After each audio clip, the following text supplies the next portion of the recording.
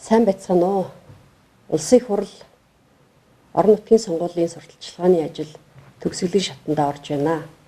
Миний өрсөлдөгч Батуулд гишүүний штабын зүгээс сонгуулийн сурталчилгаа эхэлсэн өдрүүдээс эхлэн өнөөдрийг хүртэл ухуулагчдаараа дамжуулан Батчимэг бол Тайваны тагнуулах бохир сурталчилгааг өдөр бүр хийж ирлээ.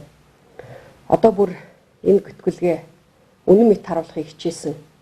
Худал хуурмаг янз бүрийн баримт гэх зүйлээр хачирлсан олон нийтийг зочролд оруулахаар нэвтрүүлэг хийж цацхаар бэлтгэж байгаа гэдгээ бидэнд мэдээллээ.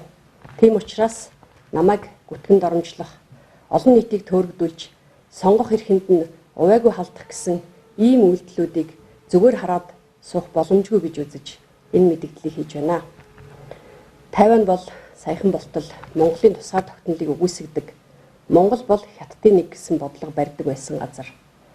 Дэлхийд даяар ийм мэдээллийг нээлттэйгээр цацдаг байсан газраа.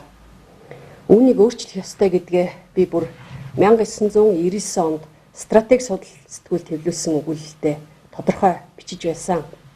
Үүнийг өөрчлөхийн төлөө зүтгэсэн, өөрчлүүлж чадсан түүхэн үйл явдалд хамгийн тууштай зүтгэсэн гол үүрэг гүйцэтгэсэн хүмүүсийн нэг нь би. Энэ бол хинч няцаа харахгүй түүхэн үнэн.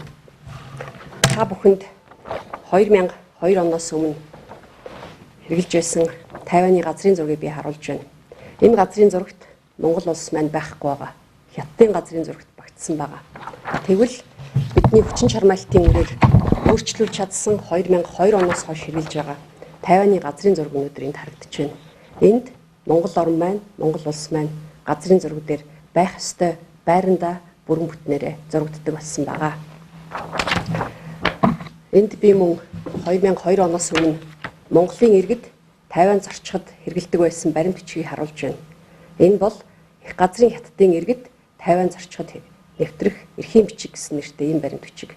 Монгол улсын маань паспортыг хүлээн зөвшөөрдгөө хэлээр нэвтрэх хуудсанд Монгол гэсэн үгийг дараад хятад үг гэж бичдэг байсан цаг саяхан. Тэгвэл бидний хүчин чармайлтын үрээр 2002 оноос хойш Тайваны бодлого өөрчлөгдөж Монгол улсын иргэний үндэсний гадаад паспортыг хүлээн зөвшөөрдөг болж иргэд маань өнөөдөр тусгаар улсын иргэдийн хувьар нүүр бардам гадаад паспортаараа Тайван зорчдог болсон.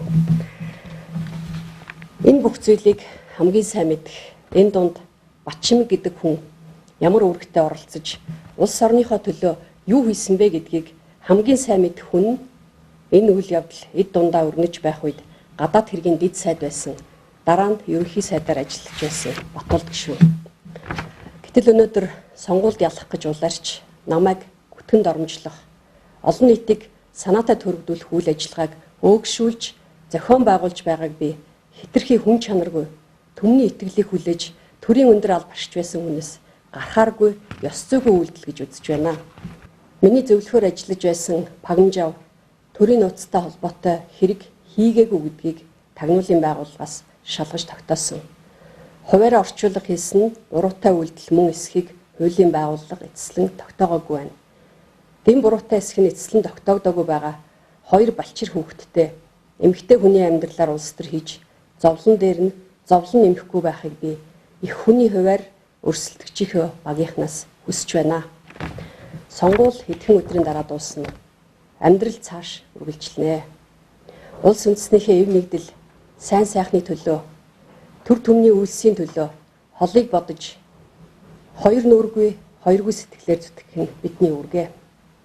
Тиймээс би энэ удаагийн сонгуульд надтай өрсөлдөж байгаа Батуулд гишүүнд түүний зөвлөхүүдэд хандаж, иргэдээ хүндэлж, үнэн бодиттой мэдээлэл хүргэхийг хийсэн ажлаа, хийх ажлаа зөвөр таниулж, шударгаар өрсөлдөхийг хууль зөрчихгүй байхыг уриалж сануулж байна. Иргэд сонголтоо тайван чөлөөтэй хийх ёстой. Иргэд сонгогчдын хүсэлтээр нээлттэй хал зарилц хуримлагад маань хариу өгнө гэдэгт итгэж байна. Төрийн нуруу түвшин, түн олонний сэтгэл амгалан Монгол орны маань ирээдүй гэрэл гэгээтэй байх албагүй.